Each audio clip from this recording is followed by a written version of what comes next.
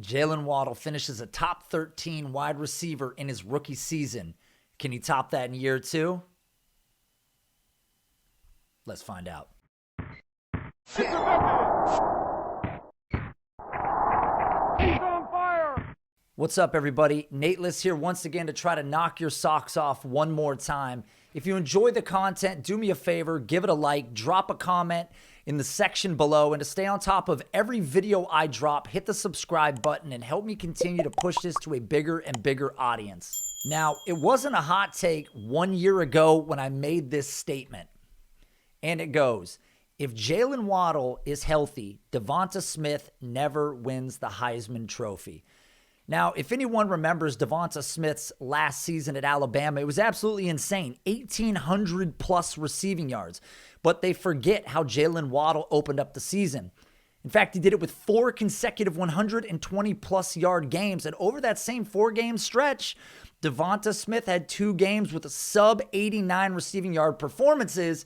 I mean, come on. For those of you who forgot, Jaylen Waddle was actually on pace for 1,800 yards himself, which very well means he would have probably bested what Devonta Smith did, thereby curbing the Heisman Trophy and potentially winning it himself. But most of us agree they probably would have split the production down the middle a little more.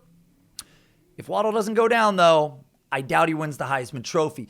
But we're in the NFL now, guys. We need to dump all these memories, all this regressed stuff that's in the back of our brain, dump it. Get rid of it, offload it. We don't need it anymore.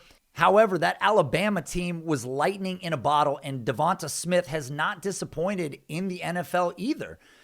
But there's still a number of dynasty players that look at base production and metrics and call what Jaylen Waddle did in his rookie season average, believe it or not. So I guess I'd start by saying there's nothing average about what Jaylen Waddle did in 2021. Rookies don't just enter the league and catch 100 balls. I don't care how depleted the surrounding competition is around them.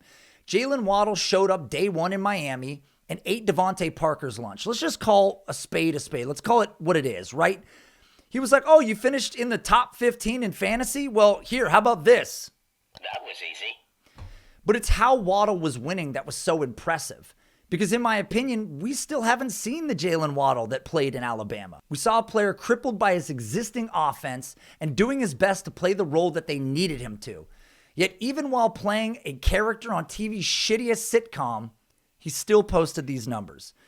He finished in the top 10 in yards after the catch with 443. He finished top 20 in target separation. That was better than Devonta Smith. He finished top 15 in fantasy points per game, top 6 in true catch rate, and top 23 in red zone targets. And this was all while having the wide receiver 99 catchable target rate.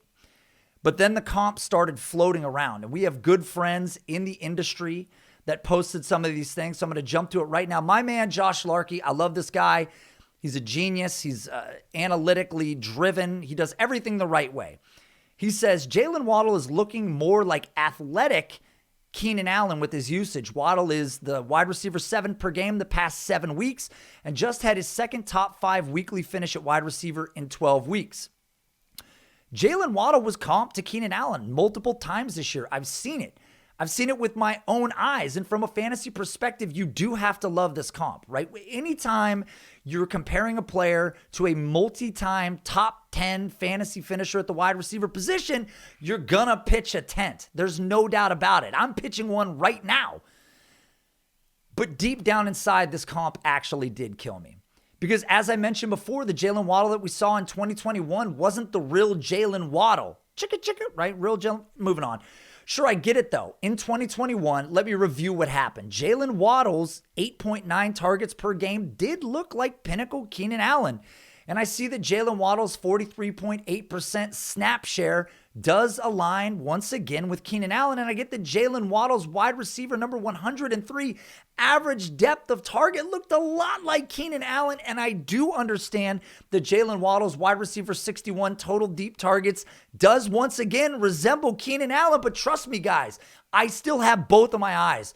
But what I'm telling you is this was not the real Jaylen Waddle. But my own comp for him is a little different, and I'm going to rotate to that right now with this tweet right here. Andy Singleton, good guy. If I told you Jaylen Waddle's ceiling is Tyler Lockett, how would you be drafting him? Let me rewrite this tweet, okay? Because this tweet was written April 27th, 2021. We didn't know much at the time, but let me rewrite this the way that I would phrase it today. If I told you Jaylen Waddle's ceiling is Tyler Lockett plus 30 targets, how would you be drafting him? Well, for starters, I'd be drafting him over Rashad Bateman, over Elijah Moore, over Devonta Smith, over Terrace Marshall, over Rondale Moore, everybody but Jamar Chase. Come on. We're not drafting him over Jamar Chase because Jaylen Waddle looks more like Tyler Lockett than he does Keenan Allen. And that's not a knock to the comp on Keenan Allen. I just feel like when we get to the end of this, you're going to realize that it doesn't parallel quite as much as you would hope for. For starters, Keenan Allen is slow, and he's 25 pounds heavier than Jaylen Waddle is. While Waddle and Lockett are both in the 90th plus percentile in 40 time, both also have sub 50th percentile speed scores. Each are around 5'10", each are about 180 pounds, but it goes much deeper than this. Look, Keenan Allen is not an elite separator. I know some of you are like, no, it's true. Go look at the metrics. Go look at playerprofiler.com and go review Keenan Allen versus some of the other guys in this league. He's a great separator. He's not elite. He's not at the top. And this is illustrated by his wide receiver 62 target separation average over the last 5 years.